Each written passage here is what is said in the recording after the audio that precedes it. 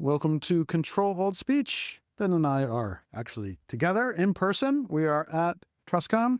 If you're listening to this, you know it's the world's largest conference dedicated to trust and safety.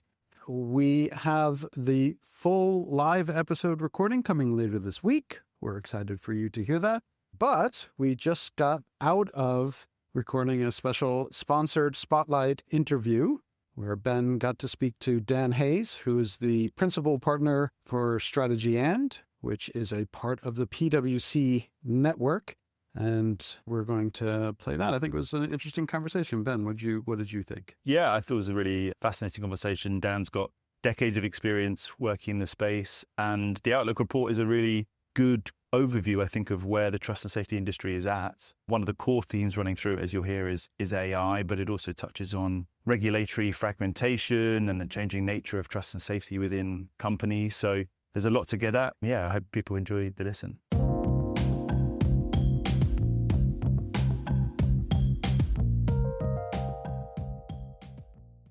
Hi, I'm Dan Hayes, a partner with PwC in our technology, media, and telecommunications practice.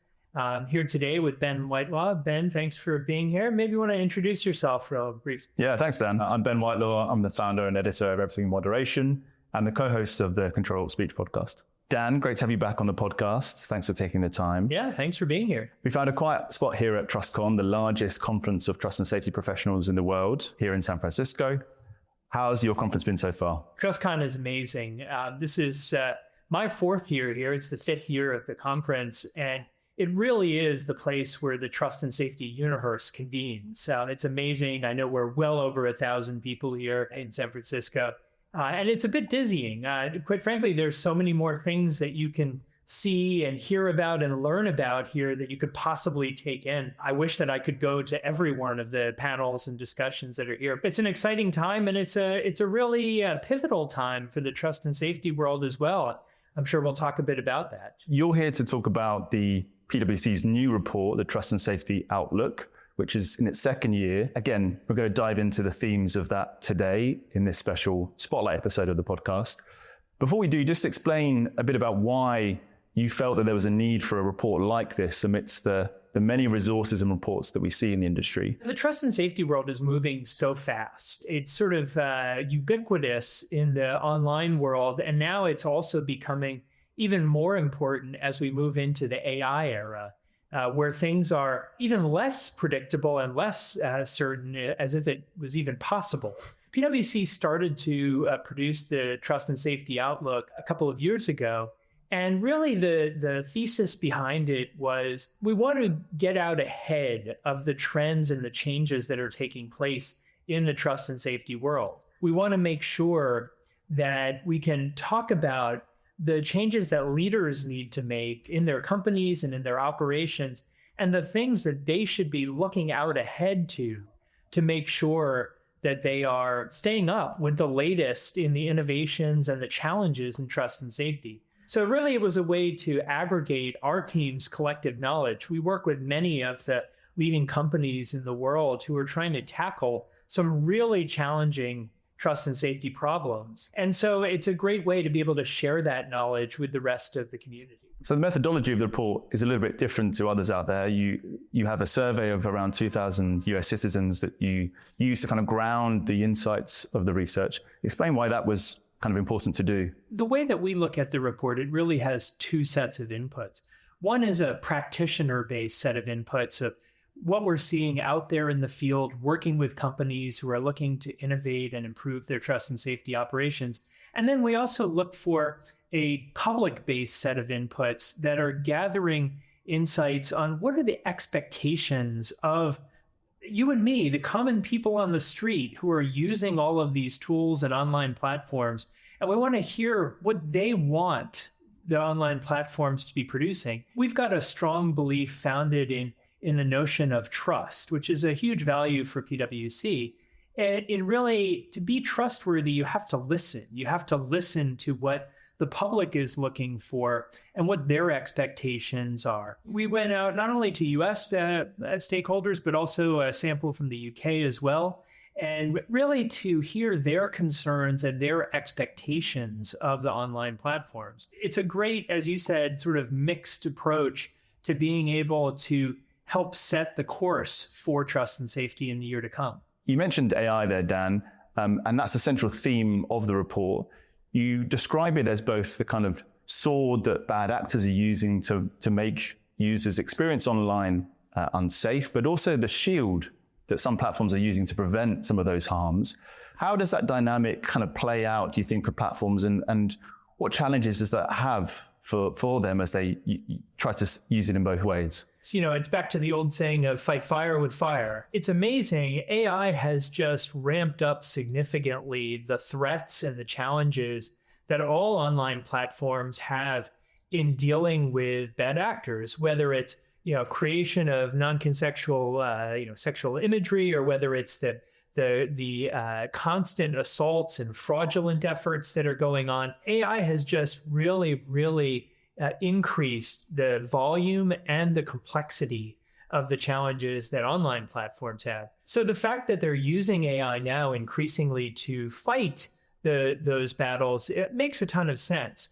Now, what we're seeing in that space is that AI is becoming really a multi-focus type of approach. First of all, its effectiveness and consistency in many ways can be even better than human content moderators. And so we are seeing that AI tools for content moderation and decisioning can be extremely effective when applied correctly to what I'll call the basics. They're not eliminating the need for human in the loop type of behavior and for content moderation that has that expertise and that human touch that's necessary in all of the online platforms. But the tools also are changing very quickly. The tools that are available today were totally different 6 months ago. And it really is hard for even the most experienced practitioner in this space to keep up with all the changes that are happening. And then I'd be remiss if I didn't also mention that AI platforms, AI products themselves are becoming an even greater source of complexity and trust and safety challenges. When we go and we put a new LLM out there, we have to go through a whole evaluation process to understand how is it going to behave, how is it operating. And we're finding that many of the companies now either producing LLMs or even producing more targeted models just simply don't have the experience or the scale yet to go through and do all of those evaluations. And so it begs the question of, well, what are the expectations of their users, of their enterprise customers? What do they want those tools to have? What are the guardrails that need to be in place? It's a whole new world out there. And, AI has just really turned up the volume for everyone. You talked about consumers' kind of attitudes towards AI there, Dan. And one of the kind of themes that come out is the feeling of general public towards AI agents in particular. This is an emerging area of AI and trust and safety. And we're seeing a rise of people kind of giving these autonomous agents the ability to perform tasks that they previously would have done themselves. I found it really interesting that there was a stat in your report about how 85% of people seemed very au fait with the agents and allowing them to do tasks. Was that a surprise to you when you did the research that confidence level was so high? It actually is a big surprise. I'll tell you, we've participated in a number of studies on this topic now. And my first question always is, do those people really even understand what an agent is? I would argue that most people today have never deployed an agent of their own or tasked an agent to do something. Maybe they've called into a contact center and they've been answered by a contact center support agent. In most cases, I think many people don't really even know what agents are about. That aside, the level of comfort with ceding control to an agent was very surprising. Now, what we looked at in the report was, what are the different types of tasks, and more importantly, the levels of risk that are associated with AI agents, and where are people comfortable? There's an emerging school of thought that says the AI agents really will need to be adapted over time. And in many ways, it's us as the users who need to adapt. We need to get comfortable over time. So it may start with allowing the agent to read through my emails and give me a summary. That's a relatively low risk kind of task. But I get a little more concerned when I need to give the agent my credit card and my social security number and my frequent flyer number. And I'm going to tell the agent, hey, I need to travel to San Francisco next week. Why don't you just go buy me a ticket? How much is it going to spend? Is it going to book the flights that I would actually want? I don't know those things. So people are rightfully concerned about that. And then when it gets to really sensitive personal information, like making investments on my behalf or making healthcare decisions on my behalf, those things have a long way to go. So there's going to be a little bit of a learning path for everyone to really understand, okay, I can trust the agent, it operates within boundaries, and maybe there's a point where I'm going to be in the loop and I'm going to be consulted to work on it. But a lot of the products aren't there yet. And so we're just starting to see the early days of how these things are all going to work and how we're going to interact with them. An exciting time, but also a fairly kind of nervous one for a lot of users as well. It can be scary in many ways. Yeah. The report makes the argument down that the agent should be treated, to your point earlier, with kind of varying levels of permissions and kind of tiers of responsibility.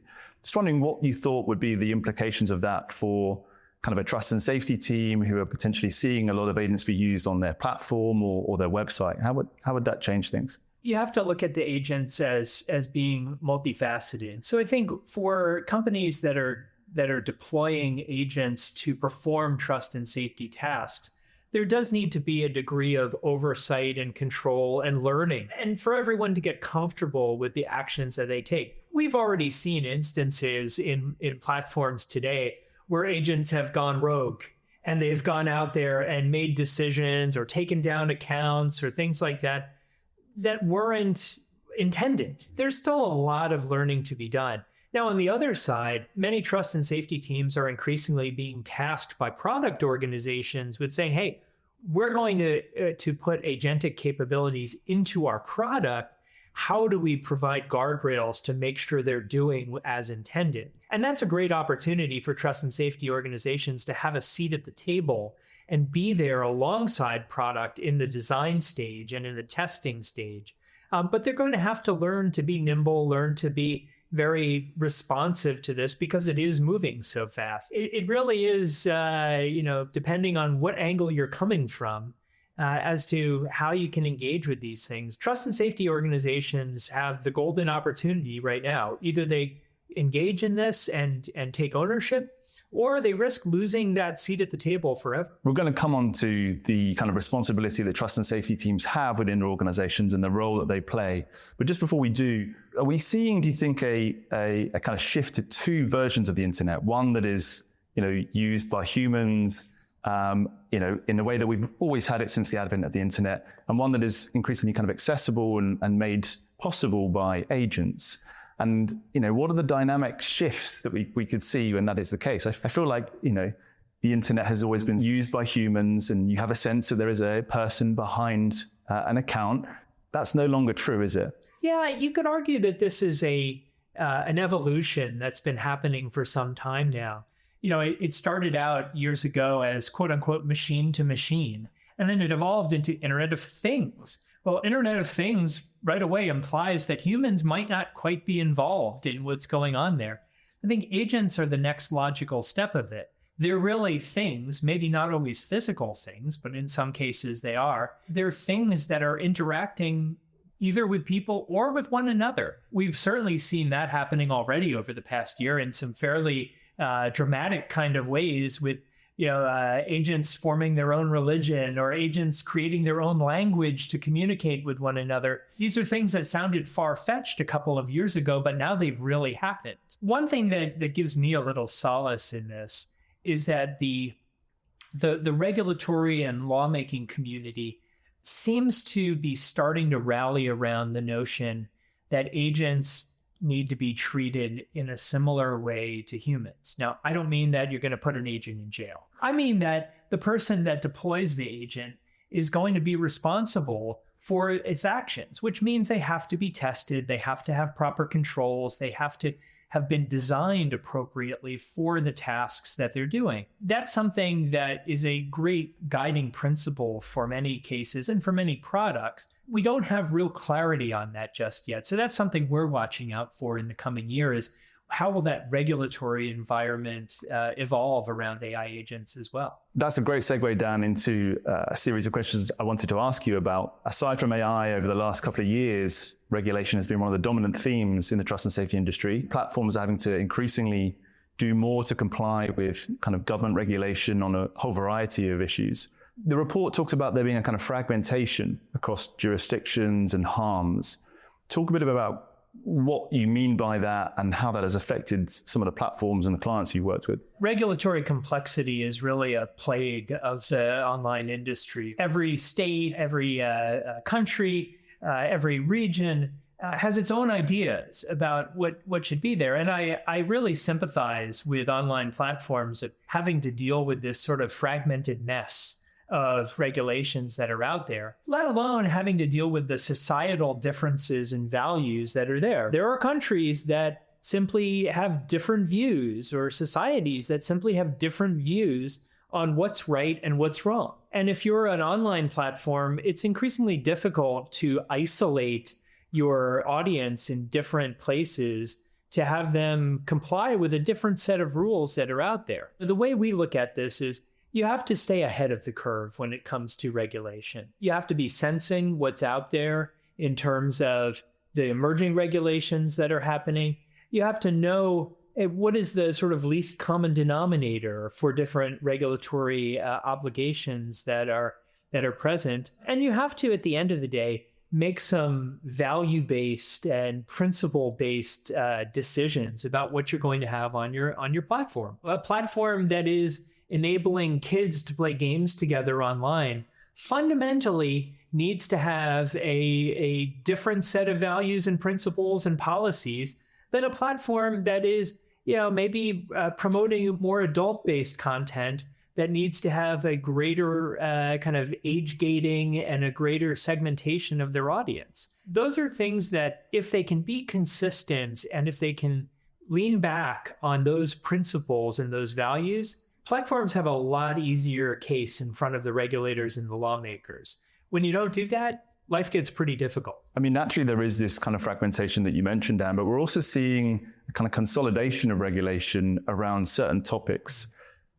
We've seen countries kind of corral around a certain view of child safety, the importance of keeping children safe online, as you say. We've seen a number of cases recently, and also, kind of jurisdictions show interest in product design as an area that platforms need to be very aware of. How does that kind of change the conversation as well, where we have, a lot of difference in some parts of the world around some topics, but some areas where there's a lot of kind of convergence as well? Convergence in some ways is always helpful, right? And I think even some of the most controversial leaders in the online world would say, hey, if the rules are clear, we can operate within them. I do think that some of the product design issues that you raised, it's been surprising to see some of those come to the forefront. And I think that they, in some ways, speak to societal values and societal concerns about the growing role that online platforms and AI systems play in all of our lives.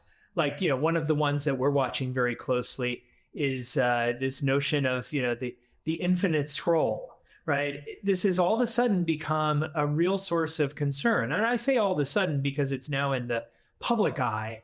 But for years, there's been a question about the addictive nature of digital tools and whether or not that's a good thing, a bad thing, how we should moderate it, and how we teach people in their lives, like any sort of potentially habit-forming product, to not eat too much or not gamble too much or not drink too much, right? All of these things have similar criticisms. Mm-hmm. So I think that for the industry, we really need to think about how to lean on the experiences of others. We don't need to reinvent everything for the online world. What's happened in real life is really not materially different than what we're seeing in the online world today. And do you think, particularly around product design, do you think are you seeing a lot more interest from the kind of platforms and the clients you work with around establishing a model for that that allows them to, communicate with regulators in a way that shows that they're being responsible and adhering to these kind of systemic risks? One of the things we do see a lot of, and it's hard for smaller platforms to do, but for bigger platforms, we see a lot more access to data and a lot more access to research to be able to share what their understanding of their products and services is. How much time are people spending on platform? How do they feel about it? And of course, there are some fairly awful cases out there about things that have happened in the online world. And we all want to prevent that. As trust and safety professionals, that's core to who we are. But at the same time, there's this balance that's always there to be struck between personal accountability and the product itself, right? Those are difficult balances to make. And the question is, do we want regulation as a society to sort of overtake our personal accountability? That's, I think, an age-old question. Conversation that we could have for many hours, I think. Yeah. Ben, I know that you're a relatively new parent. I think you actually had a child during last year's TrustCon. Like, what's your view as a parent? How do you view this, personal accountability? I'm very glad that the kind of conversation is being had way before my son becomes a teenager. I'll say that. It's very clear that parents are concerned about how their children are kind of being on-ramped onto the internet. And I can see in many ways the concern that they have. Platforms historically have not always done due diligence in terms of the features that they've released or demonstrated that they have users' best interests at heart, as you say. However, there's a clear sense that people need to take responsibility as well. And that's where I think some of the regulation potentially goes a little bit too far. In the UK, there is a much discussed social media ban that's coming into force early next year. Whether that happens is to be seen.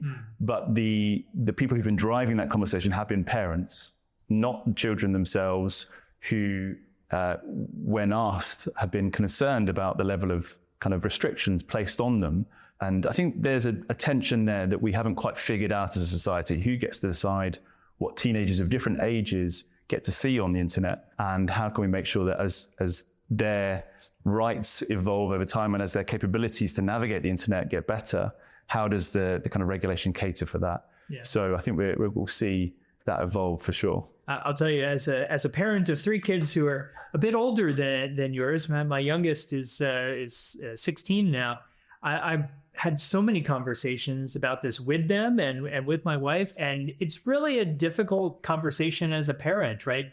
Will you take away this capability from them? Are you okay with them accessing certain types of content? What type of oversight do they need? These are important, parent questions, societal questions for us all to have. It's good that you're thinking about it. No surprise, of course, but you got a few years hopefully before. But I'll tell you, probably won't be a year before that kid is trying to swipe something. Yeah, I'm already concerned about how much I'm using my phone in and around him. But it goes back to a kind of central point, which I think a lot of trust and safety professionals will be aware of, is that the level of risk can never be zero on the internet. And I think this is the point you made about kind of offline historical harms and how we can draw from those. What do you think we need to do as a profession to educate users that the level of risk can never be zero? Do you think that's something that we need to push on a little bit more? The industry as a whole really needs to do more awareness building. And there's a great opportunity for the industry to not only educate, but to also demonstrate that it is entering into voluntary standards and voluntary principles-based coordination that it hasn't always done. This is an intensely competitive industry. There's a lot of really smart entrepreneurs. There's a lot of really smart engineers who are working across the technology industry, and they all want to win. They all want to have that great market share, be the household name that's out there. But we think that there's definitely an opportunity for the industry to come together in ways that it really hasn't done so much in the past, and collaborate and even enter into some voluntary standards. AI and agentic AI is a great example of this. As an industry, there's a wonderful opportunity for us all to come together and say, these are the principles that we're going to agree that agents are going to operate under, or this is how we're going to have large language models operate. Things have been moving so fast that I'm not sure anyone's really taken the time to go through that, and it requires a lot of effort. If you look back into the history of the technology industry, all sorts of great technology innovations, as much as they seem somewhat pedestrian today,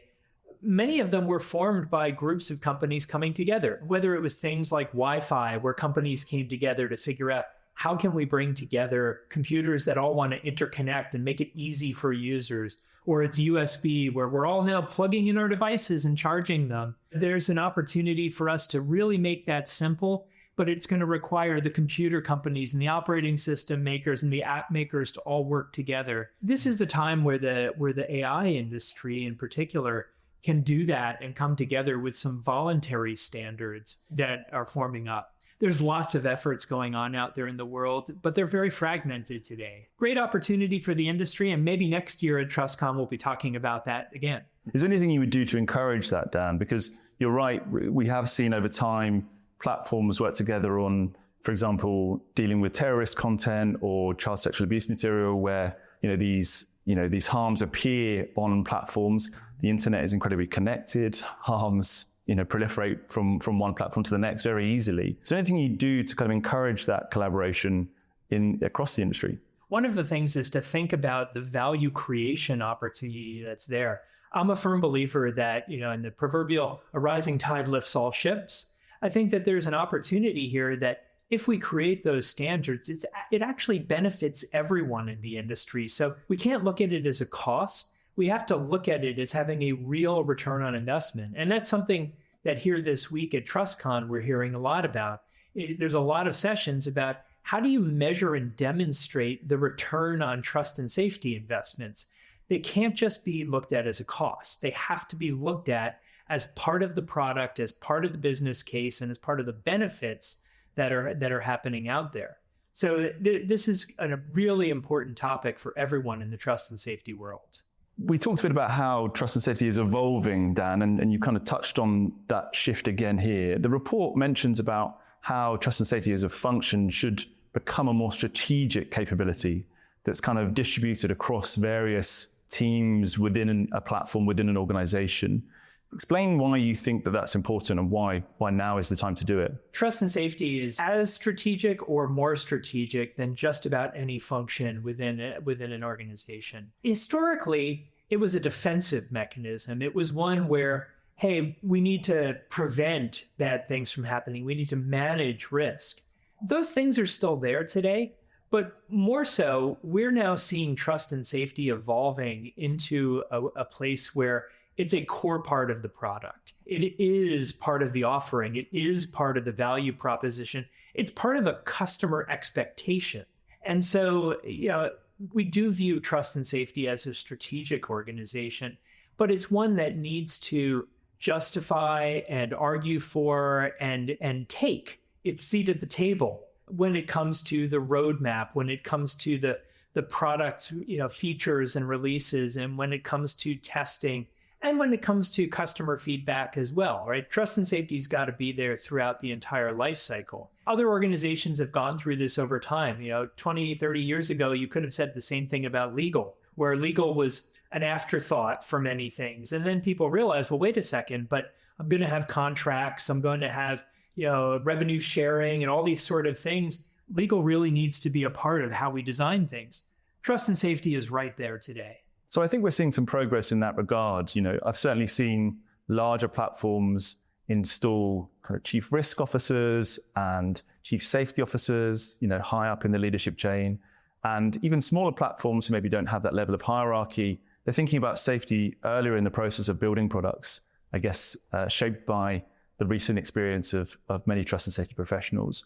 How do you kind of envisage knowing whether a platform or an intermediary has got to the point where they're thinking about safety? What are what's the tick box essentially for platforms who care about safety? Yeah, well, first I want to acknowledge that increasingly when new organizations and new companies are being formed in this space, they're actually thinking about trust and safety from day one.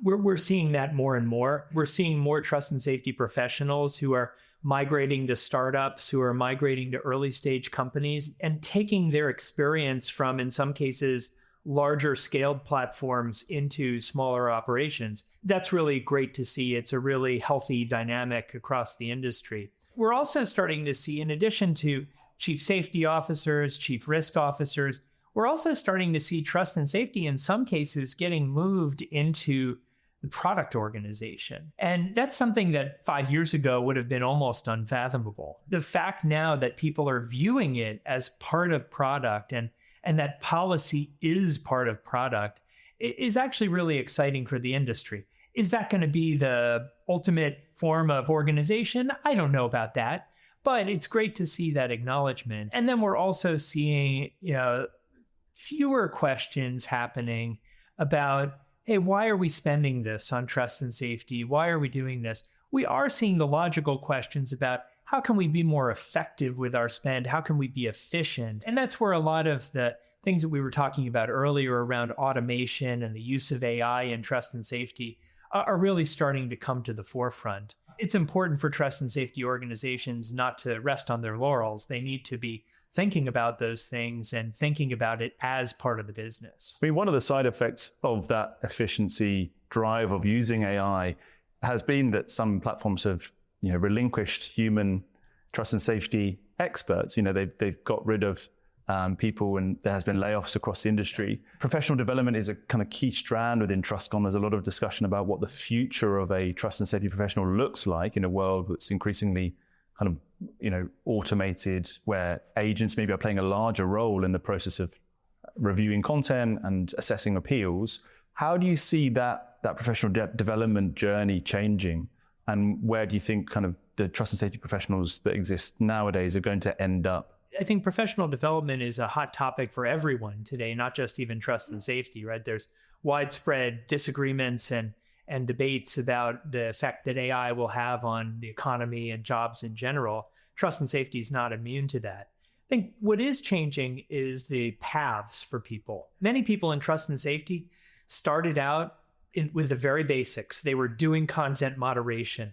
They were making decisions and implementing the policies and the processes that were there. With AI taking a greater role in the fundamentals, is probably going to be more important for people in the trust and safety community to really think about and understand this is how things work. This is how the AI tools operate, but they may not have that foundational first-person experience in how all of it works. So increasingly, trust and safety professionals need to know the engineering skills about using AI. They need to know the policy skills about how policies can be set out and how to make them most effective, including for how they're going to be used to train the AI systems that are being used. So it is reshaping that dynamic of career development for a lot of trust and safety professionals. I think the trust and safety community has largely risen to the challenge. We've seen just tremendous growth and a lot of people embracing the tools. Where it is causing challenges, and we talk about this in PwC's Trust and Safety Outlook, it is causing a shift from what I'll call more of the business process outsourcing-led model, where you had thousands upon thousands of humans doing content moderation, to now an AI agent-led model, where that same volume of humans probably won't be there, at least for the most basic of tasks. Yeah, that certainly seems to be the way things are going. That question of kind of technology vendors and BPOs that sit around platforms that have enabled a lot of the content moderation at scale over the last 2 decades, that certainly is shifting. And I wondered kind of what you thought that might look like in 5 or 10 years' time. These companies play a very important role in shaping policies and enabling teams to kind of work in the ways that we talked about. But some platforms have decided to kind of, move away from that vendor model. We've seen a lot of startups kind of, be acquired or merge, or certainly kind of partner a lot more. What do you imagine that ecosystem to look like? We see 2 vectors happening within that ecosystem of vendors. The vendors who are incumbents in that space and who are playing in that space are being really pressed to develop their own, often AI-led capabilities that will supplant many of the human capacities that are there today. So they're having to reinvent their own business models in order to really make this happen. In addition, there's a general need to shift the human skill set towards more expertise, right? It used to be the really basics, right? I look at an image, is it violating? Yes, no, I'm done, I'm on to the next one. But now it's going to be much more of a nuanced, expert-led type of model. Whereas you used to have someone who was perhaps working for minimum wage in the space, and maybe the average person only stayed for a year and moved on to another career. There's an opportunity now to retool this as an expert-based type of model, and for content moderators to be playing the role of the human-in-the-loop expert that are dealing with the corner cases, that are dealing with the complex cases that AI really isn't going to get to anytime soon. And I wonder if it will change the way that people and the general public think about content moderation or think about frontline moderators, at least, as that model shifts. We've seen AI companies hire kind of PhDs and experts, as you say, to train models and evaluate data sets. And there's an interesting kind of dynamic there of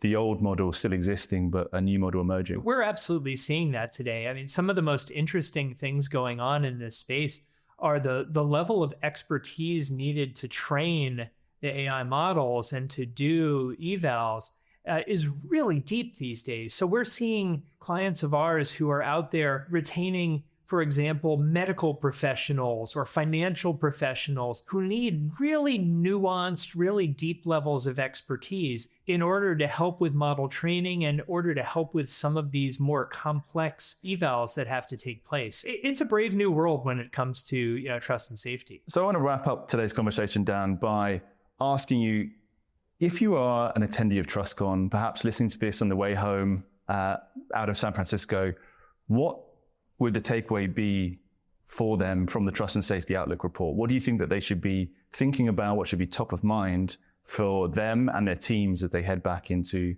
their kind of working week next week? I think there's going to be a lot of positive energy coming out of TrustCon here.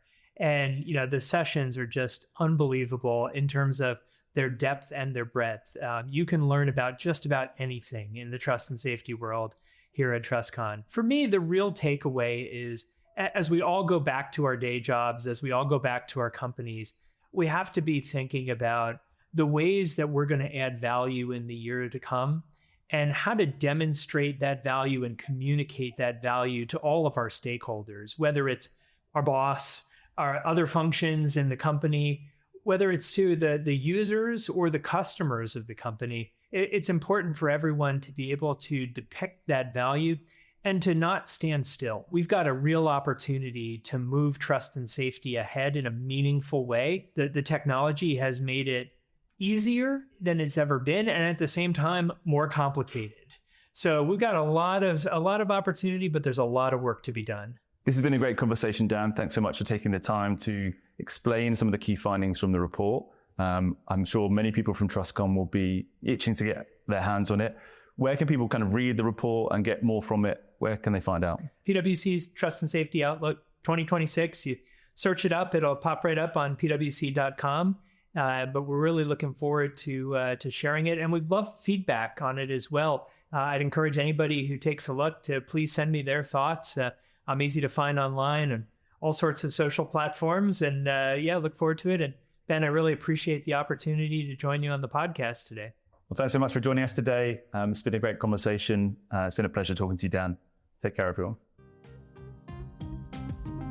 Thanks for listening to Ctrl-Alt-Speech. Subscribe now to get our weekly episodes as soon as they're released. If your company or organization is interested in sponsoring the podcast, contact us by visiting Ctrl-Alt-Speech.com. That's Ctrl-Alt-Speech.com.